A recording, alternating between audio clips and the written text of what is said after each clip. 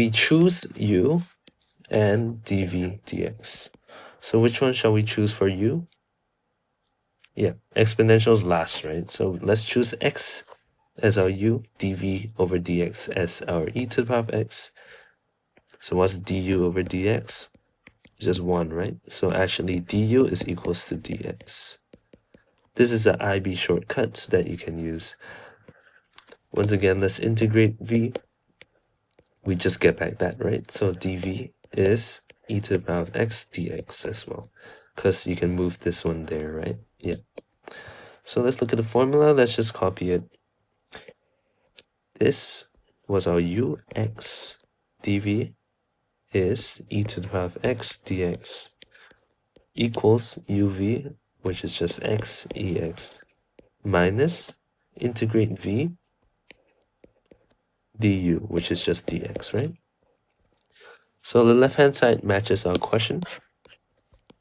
Let's just simplify the right-hand side. How do you integrate ex? It's just ex, and remember your plus c. And we can just factorize this out, and we are done. Yeah. Okay, let's look at the second example. What's our u? What's our dv over dx? Well, x is our u, right? Because it goes above cosine. Yeah. So this one is cosine x. Let's differentiate that. Let's integrate that.